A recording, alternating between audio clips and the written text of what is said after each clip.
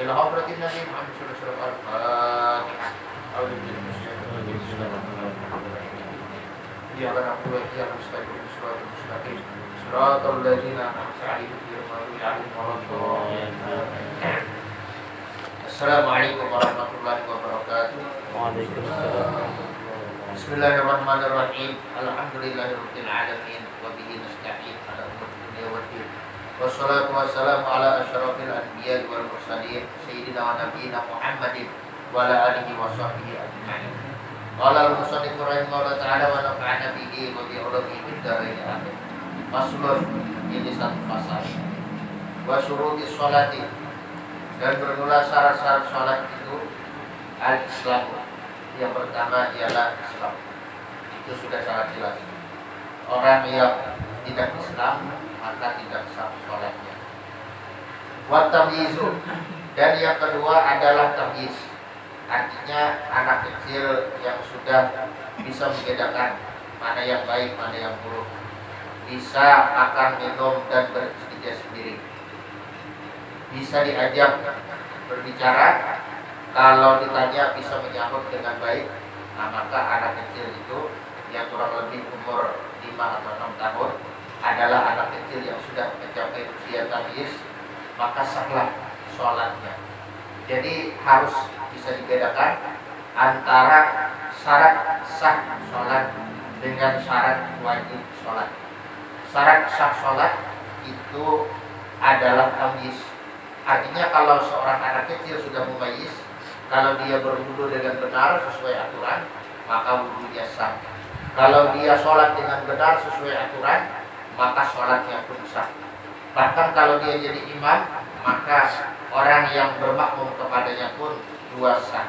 Asalkan sekali lagi rukun-rukunnya dan juga syarat-syaratnya dipenuhi dan dijalankan, kemudian pembatal-pembatalnya dihindarkan oleh si anak kecil yang sudah mumayyiz tadi, maka sah dia menjadi imam.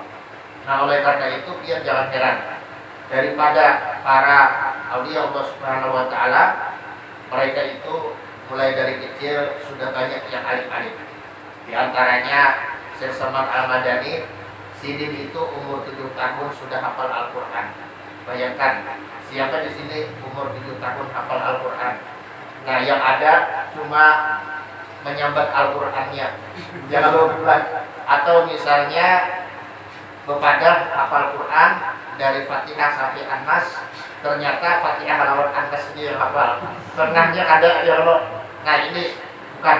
Artinya memang Sidin hafal Al-Quran, bujur-bujur.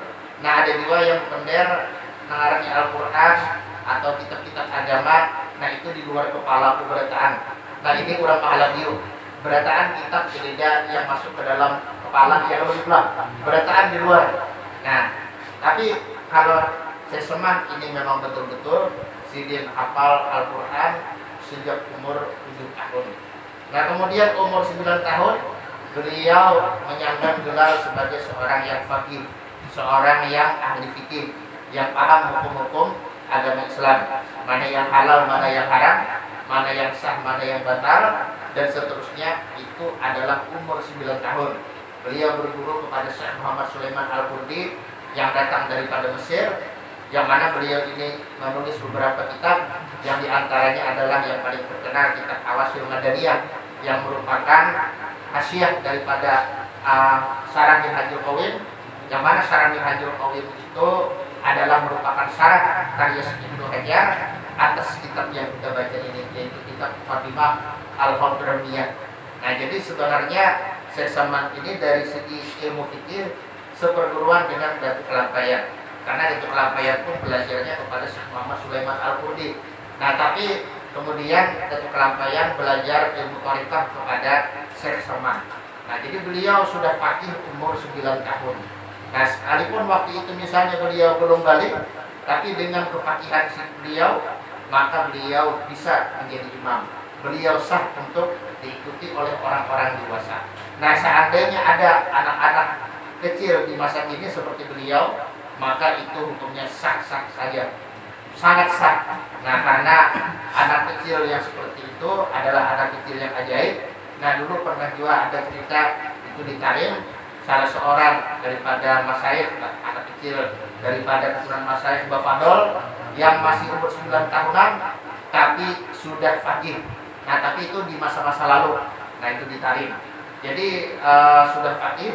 Nah, artinya banyak orang yang bertanya kepadanya tentang hukum-hukum. Nah, dia jawab dengan benar. Nah, tapi kalau dia dipanggil teman-temannya untuk bermain-main, nah sebagaimana anak kecil kebiasaannya seperti itu, nah maka dia pun ikut juga bermain-main. Kalau istilah wadah kita ini berkelekeran, ya lebih lah istilahnya.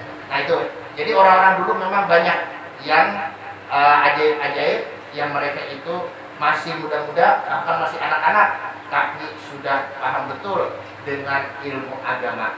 Berkah apa? Di antaranya adalah berkah daripada makanan yang halal. Nah, oleh karena itu kita harus menjaga perut kita daripada makanan-makanan yang syubhat, apalagi makanan-makanan yang haram. Naudzubillah min dzalik. Nah, itulah didikan daripada para aulia, para sholihin yang sangat nyata, yang sangat terlihat. Nah, dan juga diakui oleh para ulama.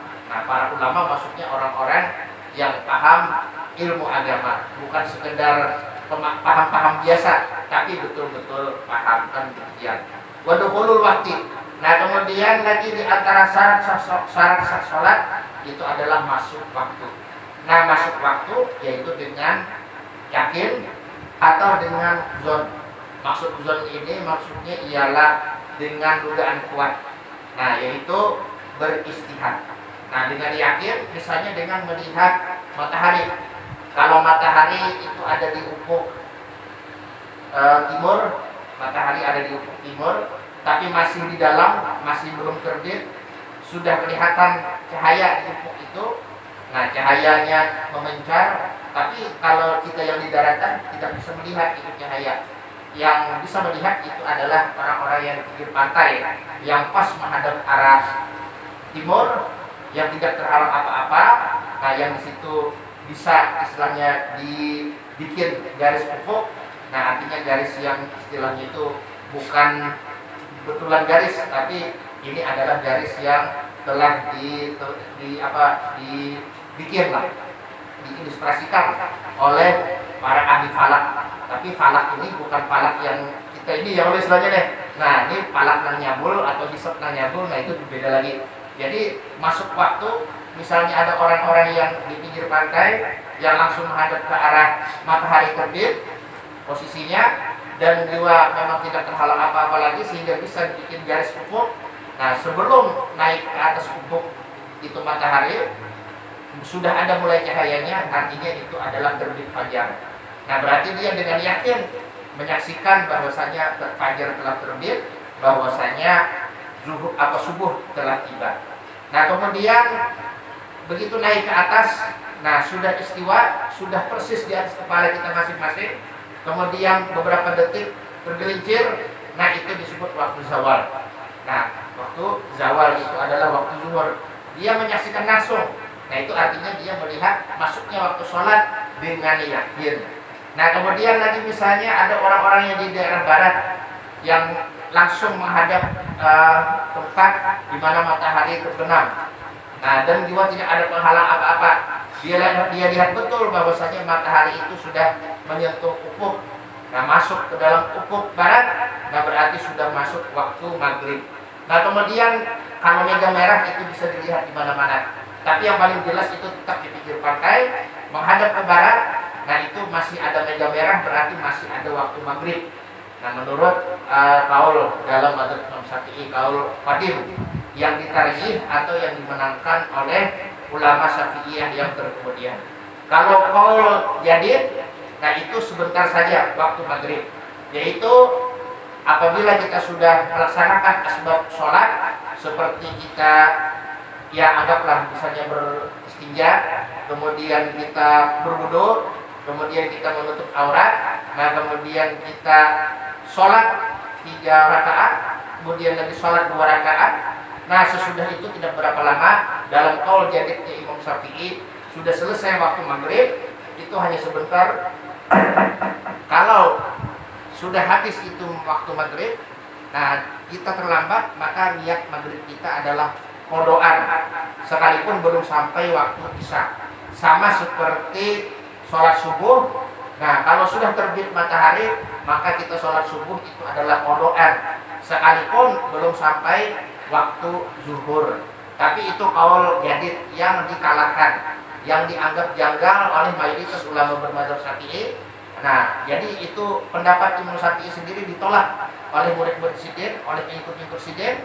Yang benar itu adalah pendapat yang bahari, pendapat waktu Sidin di Baghdad, bahwasanya waktu maghrib ini bersambung dengan waktu isya, yaitu dari terbit terbenam matahari sampai hilang mega merah yang ada di ufuk barat. Kalau sudah hilang mega merah yang ada di ufuk barat, nah berarti itu sudah sampai waktu isya. Nah kemudian waktu isya, nah bersambung nanti ke waktu subuh. Nah makanya ada ya istilahnya filosofinya. Filosofinya ini maksudnya untuk anggota tubuh kita. Nah kayak jari-jari. Nah ini kan memang pas benar lawan waktu-waktu sholat.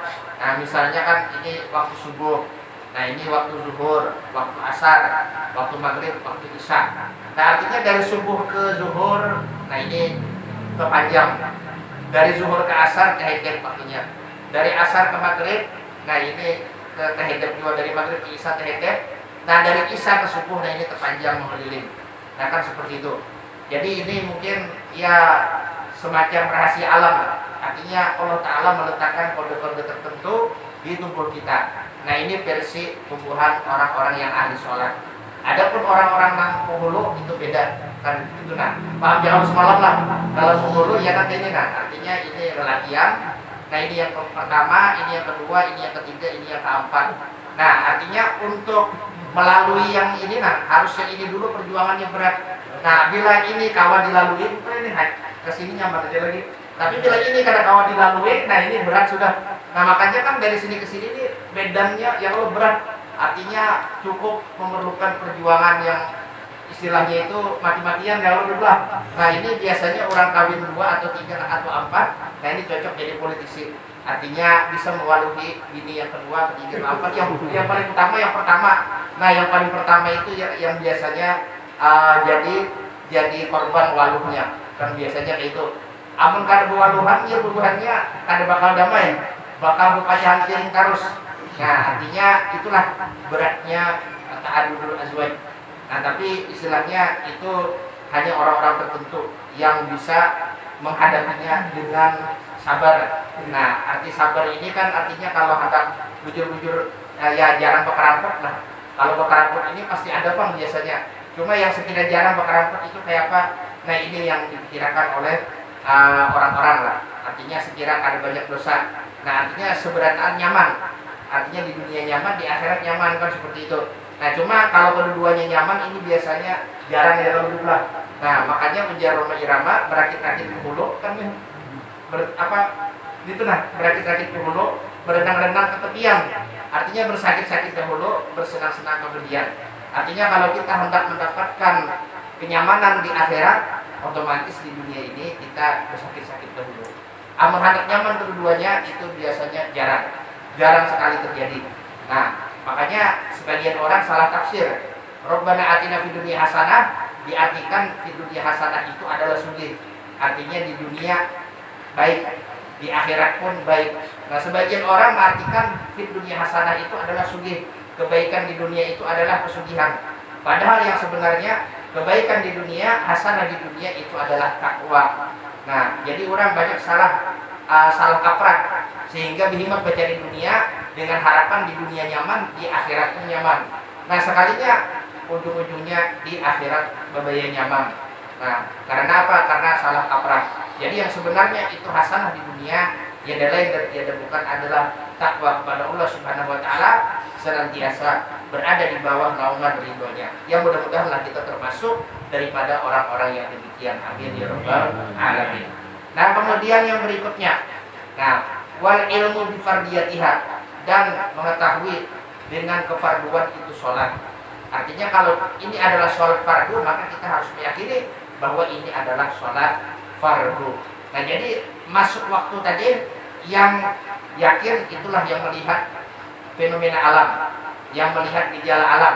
yaitu matahari, itu kan patokannya. Nah, apa yang ada di angkasa, nah dia lihat betul-betul yang paling utama itu adalah matahari. Adapun bulan itu kadang punya fungsi untuk menentukan waktu sholat. Jadi memang yang aslinya itu adalah matahari dua. Bulan itu ya kurang lah fungsinya. Ya bulan itu kurang lebih seperti penghias atau seperti pelengkap di muka bumi kita ini. Nah cuma bulan ada fungsinya juga. Yaitu diantaranya untuk menentukan tanggal, untuk menentukan waktu dan seterusnya. Nah diantaranya adalah untuk menentukan masuknya waktu masuknya bulan hijriah maksudnya. Nah satu Muharram berbila, satu Safar berbila, termasuk juga untuk yang berkaitan dengan kewajiban satu Ramadan berbila. Nah kemudian satu Syawal artinya akhir daripada Ramadan berbila. Nah hari raya haji berbila. Nah itu adalah dihitung bulannya. Jadi memang Rabbana ma khalaqta hadza batila. Artinya alam semesta ini tidaklah engkau ciptakan batil, arti batil sia-sia. Tidak ada yang sia-sia, semuanya pasti Allah Subhanahu wa taala berikan hikmah di dalamnya. Allah Subhanahu wa taala berikan manfaat, berikan daya guna di dalamnya. Nah, kemudian kita wajib untuk meyakini kalau sholat itu adalah fardu, harus diyakini sebagai fardu. Jangan sampai sholat fardu diyakini sebagai sholat sunnah, maka itu tidak sah. Nah, jadi kalau sholatnya adalah sholat fardu, harus kita yakini itu adalah sholat fardu. Kalau sholat sunnah, maka kita yakini itu adalah sholat sunnah. Nah, termasuk juga misalnya hal berjamaahnya. Nah, ada yang sunnah, ada yang tidak. Nah, maka yang tidak sunnah tetap kita yakini itu bukanlah sunnah jamaahnya. Nah, misalnya seperti sholat duha. Sholat duha tidak sunnah berjamaah. Nah, atau misalnya seperti sholat hajat. Sholat hajat tidak sunnah berjamaah. Cuma kalau dikerjakan berjamaah boleh-boleh saja, sah-sah saja. Nah, tapi pahala berjamaahnya tidak dapat karena memang itu tidak termasuk daripada sholat yang sunnah berjamaah. Tapi ada catatannya, kalau kita hendak sholat duha berjamaah, sholat isyraq berjamaah, sholat tahajud berjamaah, atau misalnya sholat hajat berjamaah, ada catatannya, yaitu tidak boleh meyakini kesunahan jamaahnya. Jadi jangan sampai kita meyakini jamaahnya itu sunnah, tetap kita yakini jamaahnya tidak sunnah. Tapi hukum berjamaahnya itu adalah boleh dan sah-sah saja. Dan aturan mainnya sama seperti sholat-sholat yang disyariatkan atau disunnahkan berjamaah, sama, tidak ada beda. Wa alla ya'taqida fardhan min furudiha sunnatan. Wa alla ya'taqida, dan juga syarat sahnya sholat bahwa tidak meyakini dia fardhan akan satu fardu, maksudnya satu rukun, min furudiha daripada rukun-rukunnya, rukun-rukun sholat, sunnatan sebagai sunnah. Nah kalau misalnya dia tidak membedakan, nah itu tidak masalah. Jadi kalau dia tidak membedakan, artinya ya istilahnya dia yakini semuanya adalah fardu misalnya, nah maka itu tidak masalah. Kalau dia yakini semuanya adalah fardu. Nah jadi kalau misalnya dia yakini, artinya kan yang menjadi kewajiban di sini adalah fardu yang muayyad, artinya fardu yang bertentu. Nah, jadi ketika dia berdiri, dia wajib meyakini bahwa berdirinya ini adalah fardu. Ketika misalnya di sholat fardu, ketika dia membaca Fatihah, ya jelas dia meyakini bahwa bahwa Fatihahnya ini adalah fardu. Nah, jadi semuanya kalau dia menentukan ini adalah fardu, maka itu harus semuanya diyakini adalah fardu. Nah, adapun kalau tidak menentukan, misalnya ini meyakini bahwa salah satu daripada ruku dan i'tidal sunnah, atau salah satu daripada bacaan Fatihah itu adalah sunnah, tapi tidak menentukan apakah ruku yang pertama, apakah ruku yang kedua, apakah ruku yang ketiga, apakah misalnya yang keempat, atau i'tidal yang pertama, atau yang kedua, atau yang ketiga, atau yang keempat, atau Fatihah yang pertama, maksudnya rakaatnya, atau rakaat yang kedua, rakaat yang ketiga, atau rakaat yang keempat, dia tidak menentukan. Pokoknya dibikinnya remang-remang. Nah, maka itu pun masih sah. Intinya seperti itu, masih sah. Nah, berbeda kalau misalnya dia meyakini semuanya adalah fardu. Meyakini semuanya adalah fardu seperti yang disebutkan tadi, atau sebagiannya fardu, sebagiannya sunnah, tapi tidak tidak memaksudkan. Nah, itu sebagai salah satunya daripada sunnah, maka itu pun diwasah. Nah, sekalipun daripada orang yang terpelajar, maksudnya yang menuntut ilmu agama, menurut Syekh Ibnu Hajar. Adapun menurut Syekh Romli, nah itu hanya berlaku untuk orang awam. Nah, jadi bagi orang-orang awam, kalau dia hendak selamat, nah dia meyakini bahwasanya semua yang dikerjakannya itu adalah fardu. Nah, atau sebagiannya fardu, sebagian sunnah, tapi tidak menentukan mana yang fardu, mana yang sunnah. Maksudnya tidak menentukan ini kada memilih. Nah, kada memilih. Artinya apakah misalnya dia memilih yang ruku pertama sebagai sunnah atau ruku yang kedua sebagai sunnah. Nah, tidak dipilihnya. Pokoknya dia yakin sebagian ruku ada yang sunnah.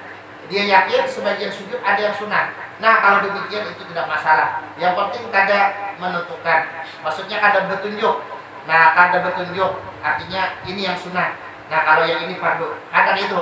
Pokoknya remang-remang, dibikinnya remang-remang karena dia adalah orang yang awam, maka itu pun hukumnya masih sah. Yang penting jangan sampai fardu yang muayyan yang ditunjuknya ini sebagai sunnah. Artinya ketika misalnya inya ruku, nah imam sudah tuntung lalu orang ketakun. Nah, artinya ruku yang ikan gawi itu wajib kah kada kah? Fardu kah kada? Jalnya ada yang wajib, ada yang ada. Nah, kemudian tadi yang mana yang wajib, yang mana yang kada. Bila inya berucap, nah aku kada kawan memastikan mana yang wajib, mana yang kada. Pokoknya ada sebagian yang wajib, ada yang kada. Nah, maka itu masih sah. Nah, adapun kalau misalnya ingin memastikan, nah yang wajib itu yang pertama, yang kedua, yang ketiga, yang keempat itu sunnah. Nah, ini hukumnya tidak sah. Nah, jadi kita memang wajib untuk belajar ilmu agama, belajar fikih dan sebagainya daripada ilmu-ilmu yang fardu ain, supaya apa? Supaya kita ada kesalahan lagi.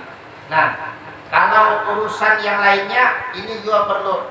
Karena apa? Karena kebodohan atau kejahilan itu adalah sumber masalah. Di mana-mana gara-gara ketidaktahuan akhirnya apa? Akhirnya terjadi semacam keresahan. Gara-gara imam misalnya ketinggalan ini, ketinggalan itu, makmum salah sangka, dikira yang ditinggalkan imam ini adalah fardu atau adalah rukun. Nah, sehingga berikutan. Nah, itu kan sudah dicontohkan yang kayak yang beberapa waktu yang silam, misalnya takbir sholat hari raya yang pertama, maksudnya rakaat pertama itu 7 kali takbir. Nah, kemudian rakaat kedua 5 kali takbir. Nah, itu hukumnya hanya sunnah. Artinya bila ketinggalan ya sudah selesai. Artinya kada perlu lagi dibahas-bahas. Apalagi sampai pujian-pujian subhanallah subhanallah atau imbas salam meminta supaya imam berbulik lagi untuk kembali sholat hari raya. Sebenarnya itu tidak perlu, karena sholat hari raya sudah sah. Kenapa sudah sah? Karena itu takbir yang 7 dan takbir yang 5 hanya sunnah. Sekalipun bersin haja, maksudnya bersin haja meninggalkan imam nih, tetap hukumnya sah. Apalagi karena bersin haja, apalagi karena lupa. Karena apa? Karena rufi al-qalam, nah itu kolam atau catatan malaikat itu akan diangkat. Di antaranya daripada nisyan, daripada lupa. Jadi ketika seseorang itu lupa, asalkan jangan pura-pura lupa, memang lupa kebujuran, maka dimaafkan. Kayak orang hari Ramadan lupa lalu makan, lalu minum. Seberapapun banyaknya tetap kada batal. Nah, seberapapun banyaknya, sepiring 2 piring, nah 3 piring, ya oleh selanjutnya nih. Nah, ini buah raksasa ini, maksudnya bukan awaknya menjana, tapi giginya. Nah, karena ini piring yang dimakan, ya oleh selanjutnya yang dimakan itu piring. Nah, itu bahaya. Sepiring 2 piring, ya artinya yang dimakan piring. Pakai apa berapa piring pemakan? 2 piring, kan gitu. Artinya makan 2 piring. Arti 2 piring ini lawan piring-piringnya. Nah, mudah-mudahan lah ya kalau selanjutnya kita kadang nang itu tuh yang makan sampai ke piring-piringnya. Cuma ada kan ya kalau lah yang makan sampai ke piring-piringnya tuh. Nah, itu apa artinya pangsit. Nah, pangsit itu ada kalau nggak bisa diolah gasan mangkoknya. Jadi itu makan lawan mangkok-mangkoknya. tapi mangkoknya mangkok yang kalau dimakan. Ada lagi pentolnya yang lebih lah, diolah mangkok, di dalamnya diolah gasan bihunnya, gasan mie-nya, gasan macam-macamnya. Jadi mangkoknya itu kalau dimakan, karena ternyata itu pentol juga kali ya, pentol yang diolah mangkok. Nah kemudian kita lanjutkan sedikit. Wa taharatu anil hadasi.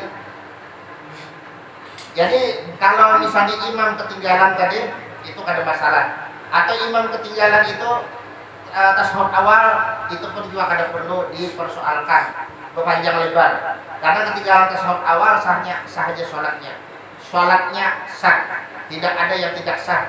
Semua sepakat bahwasanya yang namanya tasahud awal atau tahiyat awal itu hanya sunnah. Nah cuma ada yang menganggap itu sunnah abad, ada yang menganggap itu sunnah hayat, kan seperti itu. Cuma mayoritas sunnah abad. Artinya kalau ketinggalan sunnah kita sujud sahwi, sama ada dengan sengaja ataupun tidak sengaja, sunnah sujud sahwi. Nah cuma ada wajib sujud sahwi. Nah bahkan kalau seseorang imam itu ketinggalan tasahud awal, dia sudah bangkit, nah itu kada dibolehkan untuk kembali duduk, karena itu sama dengan menambah pergerakan yang wajib. Itu kan yang namanya berdiri adalah rukun, dan duduk pun juga rukun. Nah jadi kita mesti berhati-hati. Memang ada qaul dhaif, selama ia belum membaca bismillah masih kawa kembali untuk tasahud awal. Nah itu qaul dhaif.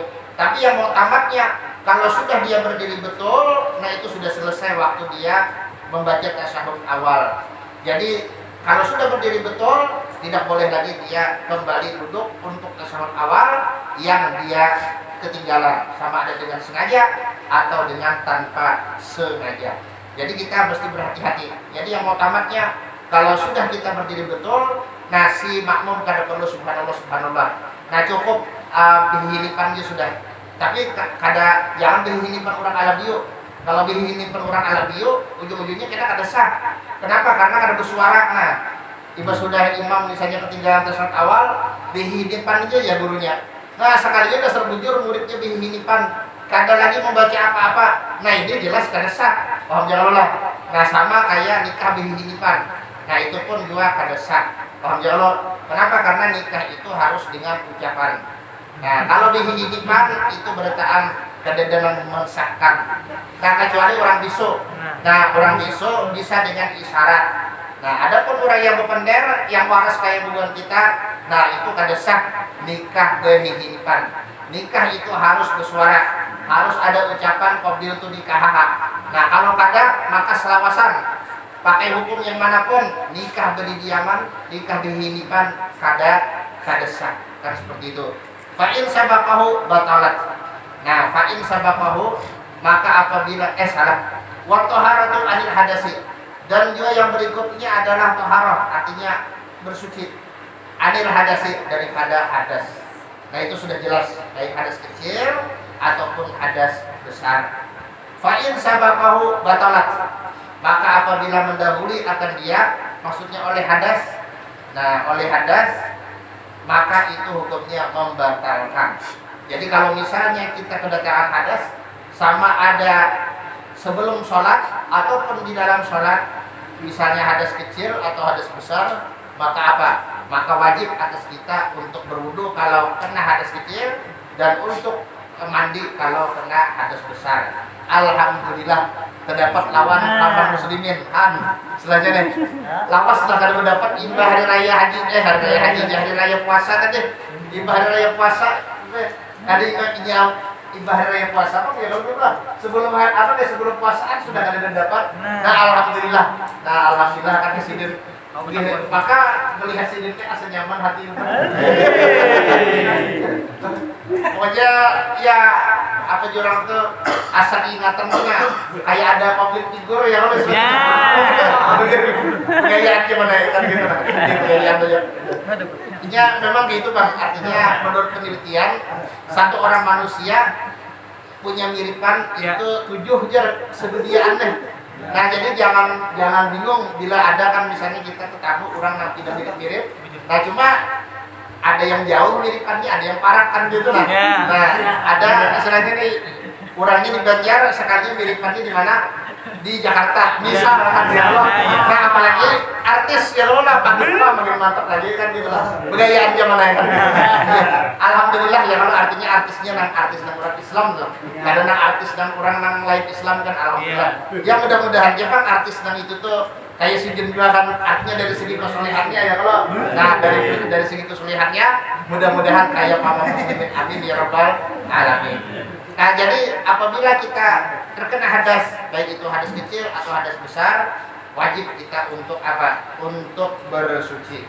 Nah maka kita harus meninggalkan sholat waktu itu karena sholat kita sudah terputus dengan kedatangan hadas. Nah kemudian waktu haratu dan jiwa disyaratkan suci anil khobasi daripada kotoran. Maksud kotoran di sini adalah najis. Nah jadi yang dimaksud khobas ini adalah najis. Najis di mana saja? Fis saudi. Yang pertama di pakaian. Wal badani dan yang kedua di badan. Wal makani dan yang ketiga di tempat. Maksudnya tempat kita sholat. Cuma ada beda. Nah saud ini ada dua macam kurang lebihnya. Ada saud yang istilahnya itu sulit dilepas, ada yang mudah dilepas. Kalau yang mudah dilepas, nah kayak selendang itu mudah aja dilepas. Nah kopiah mudah aja dilepas, kecuali kopiahnya yang ganal atau beli sorban kali yang dilepas. Tapi kalau kopiah yang biasa mungkin nyaman jadi dilepas. Tapi kalau baju, nah ini berat, sulit untuk dilepas. Nah jadi bedanya ada. Bedanya itu untuk pakaian dan badan. Pokoknya apabila ada najis yang jatuh kepadanya, ini otomatis menyebabkan sholat kita menjadi terganggu. Kalau najis itu tidak dimaafkan, maka sholat kita menjadi batal. Harus kita lepas itu pakaian. Kalau bisa secepatnya, maka secepatnya. Kalau tidak bisa secepatnya, mau kada mau kita batal. Ibaratnya itu kita sembahyang besar seperti ini. Nah lalu pengguguran misalnya anggaplah tahi cacap, nah berikit di sini, misalnya lewat di sini. Nah kita merasa kalau lewat ini kemungkinan bakal berhenti. Nah lalu apa yang harus kita lakukan secepatnya? Secepat kilat kita turunkan, tapi jangan sistem berangkat. Kalau sistem berangkat ini jelas batal. Jadi harus sistem yang ada berangkat. Nah ini pun juga ngalih juga. Artinya hampir sulit lah untuk dipraktikkan. Jadi kalau misalnya ada najis yang gugur ke sal kita, nah kalau kita kawa langsung aja begini nah maka itu masih sah. Tapi kalau kita misalnya menggugurakannya berangkat begini, nah ini kita menanggung najis, nah itu kada sah. Artinya itu sudah dihitung batal. Jadi kita mesti berhati-hati untuk urusan ini. Nah jadi baik itu pakaian ataupun badan, jangan sedikit pun tersentuh najis yang tidak dimaafkan. Nah ada pun tempat ini kada masalah, ada najis, asalkan kita kau meliung. Nah misal, nah ini sesuatu yang bukan mustahil, ini gampang aja. Nah gampang aja. Misalnya kan kayak, nah anggaplah ini najis.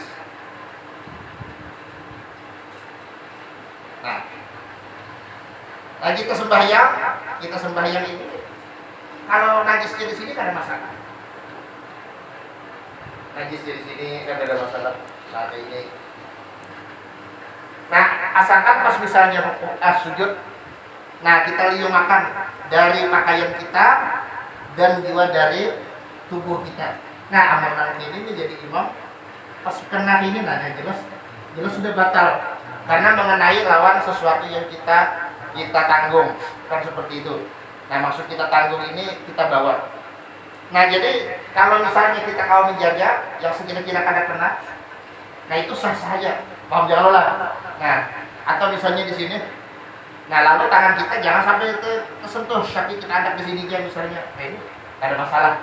Nah yang penting jangan sampai ada bagian dari badan kita, bagian dari pakaian kita ataupun dari sesuatu yang kita bawa. Nah tersentuh kepada itu najis, sekalipun najisnya ada di hadapan kita seperti ini, kalau kita kalau meliung itu hukumnya masih sah. Nah cuma jelas makruh. Kenapa jadi makruh? Maksudnya kalau bersin saja karena kita sejajar dengan najis. Nah jangankan yang seperti ini, yang istilahnya najisnya ada di bawahnya.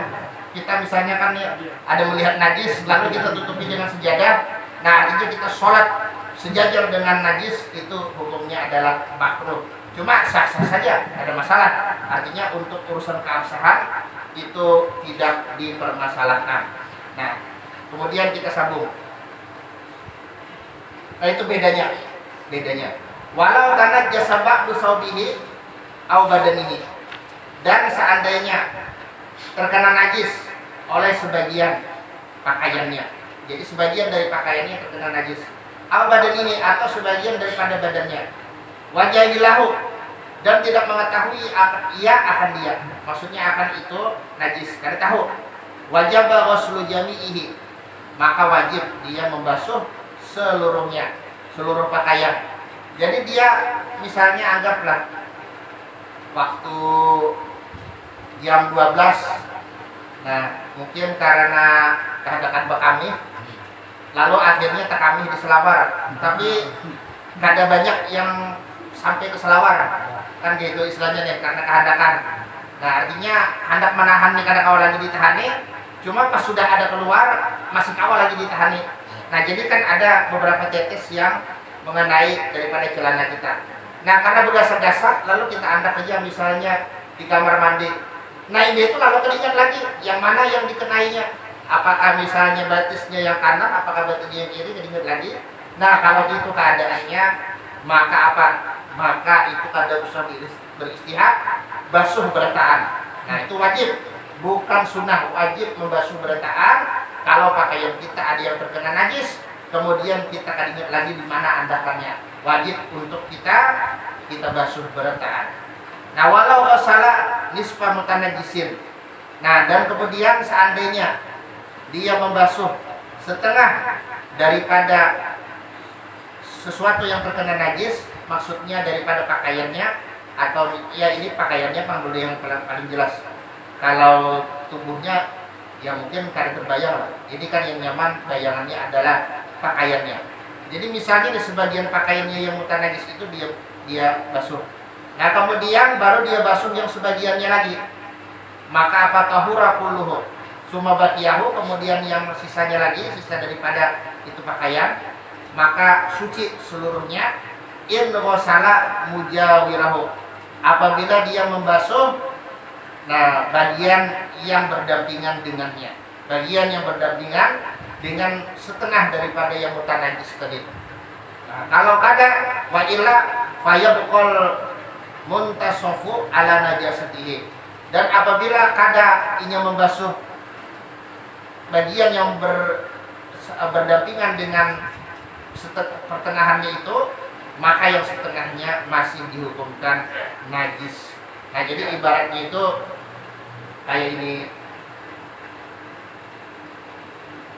sal terkena najis, anggaplah terkena najis di sisi berataan atau sebagian, cuma kan ingat lagi di mana andakannya. Nah, bisa aja dibasuh setengahnya dulu dengan disiramkan air. Nah, setengahnya disiramkan air. Nah, kemudian disambung. Nah, disambung. Kalau kada disambung, maka yang di sini ini masih dianggap sebagai mutanajis. Karena apa? Karena banyu yang di sini temandak sampai di sini ya. Nah, ini masih belum habis lagi. Nah, masih belum habis. Artinya banyunya kan masih ada mengandung najis. Nah, untuk supaya yang di tengah-tengahnya ini suci, maka disambung. Nah, sehingga yang di sini nih yang mutanajis, yang masih mutanajis, ini menjadi hilang status mutanajisnya karena disambung lagi, disiram lagi sampai habis. Sampai ke ujung sini, maka sudah selesai. Beda lagi istilahnya itu banyu yang bercampur dengan najis. Karena semuanya sudah diusir. Dari ujung sini sampai ke ujung sini sudah diusir. Nah, banyunya apa? Bukan banyunya apa lah? Maksudnya najisnya. Najisnya sudah diusir oleh banyu. Intinya seperti itu. Nah, kemudian lagi wala tasihu sholatu, dan tidak sah sholat oleh sholat man yulaki ba'du badanihi, orang yang menyentuh oleh sebagian badannya, au saubihi atau sebagian pakaiannya, najasatan akan najis. Wa illam yataharrak biharakati, sekalipun tidak bergerak itu najis dengan pergerakannya.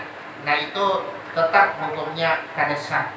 Nah ini berbeda dengan kasus misalnya ada seseorang yang punya sal panjang, nah lalu sebagiannya ke bawah. Nah apakah dia sah sujud ke sana?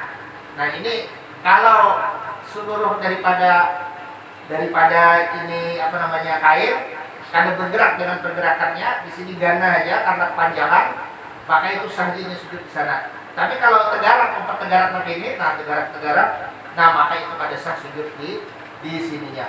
Nah karena umpat bergerak. Tapi kalau urusan najis ini kan ada urusan sama ada umpat bergerak atau kada umpat bergerak, tetap hukumnya kada sah. Jadi sama ada bergerak atau kada bergerak, tetap hukumnya kada sah. Naudzubillah. Karena ini hukumnya diperberat. Berhubung kita sholat yang berkenaan dengan najis ini, nah najis ini kan adalah kotoran. Jadi filosofinya setiap sholat kita diharuskan atau diwajibkan untuk bersih daripada kotoran. Nah maksudnya ini simbol daripada kotoran, supaya kita berpikir bukan cuma kotoran yang nampak, bukan cuma kotoran yang hissi yang bisa dilihat oleh panca indera, tapi juga kotoran yang maknawi yang ada di batin. Nah makanya untuk keabsahan sholat itu kita harus bersih daripada kotoran yang hissi, kotoran yang nampak, nah yang merupakan najis. Nah itu kita harus bersih. Tapi untuk supaya sholat kita diterima, maka batin kita ini harus bersih dari berbagai macam kotoran-kotoran seperti ujub, seperti riya, sum'ah dan seterusnya. Nah kemudian kita sambung. Nah jadi sekalipun kada bergerak itu najis, tetap istilahnya kan kayak, nah sal ini kepanjangan. Jadi biarpun kayak apa aja pergerakan ulun, nah ini yang sal yang kepanjangan ini yang di lantai ini ada bakal bergerak. Nah lalu keguguran najis, nah otomatis sudah menjadi batal sholat ulun. Jadi sama ada umpat bergerak ini sal atau kada umpat bergerak, kalau ini berkaitan dengan najis ini tetap membatalkan. Nah berbeda dengan urusan yang tadi sujud di atas kain misalnya nih yang panjang, nah sebagiannya kita tanggung, sebagiannya ada di lantai. Kalau yang di lantai ini kada umpat bergerak, maka itu hukumnya sah-sah saja. Nah jadi ini lebih berat lagi. Ini bergerak kada bergerak tetap kada sah. Makanya kita mesti hati-hati dalam urusan sholat ini. Nah, washolatu qabidi torfi hablin, dan sholat orang yang memegang ujung daripada tali ala najasatin. Nah, yang mana ujung tali itu berada di sesuatu yang merupakan najis. Wa illam yataharrak biharakatihi, sekalipun tidak bergerak dengan gerakannya. Nah, jadi kita harus berhati-hati. Contohnya seperti apa? Seperti mic yang ada di wadah kita yang berkapit itu berhubung dengan ampli kan gitu, nah ampli kedengarannya. Nah itu kita mesti hati-hati. Kalau ada najisnya itu menyebabkan sholat kita menjadi tidak sah. Nah tapi ini menurut mazhab Syafi'i, nah gitu, nah menurut mazhab Syafi'i jadi tidak sah. Nah kalau misalnya kita memakai mic yang berkait di sini, nah tapi amplinya itu misalnya ada najis, nah maka itu hukumnya tidak sah. Nah ini kalau ini pembahasan perlu ditegaskan. Kalau langsung bersentuhan dengan najis, sama ada bergerak atau tidak bergerak, itu tidak sah. Nah tapi yang menjadi pertanyaan, kalau bukan bersentuhan dengan najis, tapi yang kayak ampli tadi, ampli itu suci, tapi di atas ampli itu ada najis, kayak apa hukumnya? Nah ini ada perinciannya, bahwa kalau memang di ampli itu ada najis, nah kita coba untuk menarik kabelnya. Kalau kita tarik-tarik ternyata bisa bergerak, maka itu juga batal. Tapi kalau misalnya kita tarik-tarik ternyata kada mau bergerak, mungkin karena dikunci sudah amplinya nih, mungkin dikunci di mana, di lemari kan gitu. Nah jadi sekalipun kita tarik-tarik kada bergerak. Nah atau misalnya memang itu kabel sudah ada di dalam lemari, Nah di atas lemari itu ada kuburan najis, nah itu ada masalah. Karena seandainya kita tarik itu kabel, kada bakal bergerak itu lemari. Lebih berat lemarinya daripada kabelnya. Paling kabelnya yang pagar. Nah jadi ini perlu diingat. Yang dimaksud di sini adalah kalau najisnya memang langsung najis. Seperti misalnya apa? Orang yang sholat, nah dia memegang tali, ternyata ujungnya itu diikatkan di leher anjing.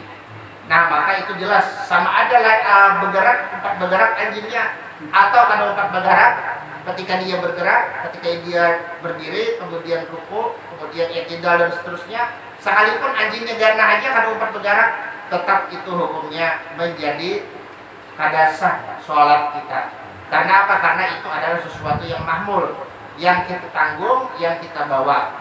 Nah kalau hendak sah kayak apa? Nah itu memang ada caranya kalau hendak sah. Nah itu adalah kalau yang diikat itu adalah benda suci, tapi benda sucinya ada mengandung najis. Maksudnya di dalamnya ada najis. Yaitu dengan itu tali jangan dipegang, itu tali diinjak, maka itu hukumnya menjadi sah. Nah karena apa? Karena itu adalah tempat.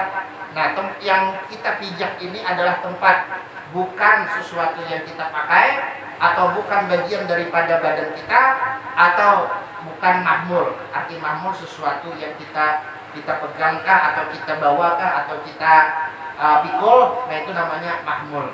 Nah jadi untuk hal ini kita perlu hati-hati. Nah ini kalau kita pakai madzhab Imam Syafi'i, memang urusan najis sedikit berat. Nah tai cacak pun hukumnya adalah najis menurut mayoritas ulama dalam madzhab Imam Syafi'i. Bahkan bangkai semut pun hukumnya adalah najis.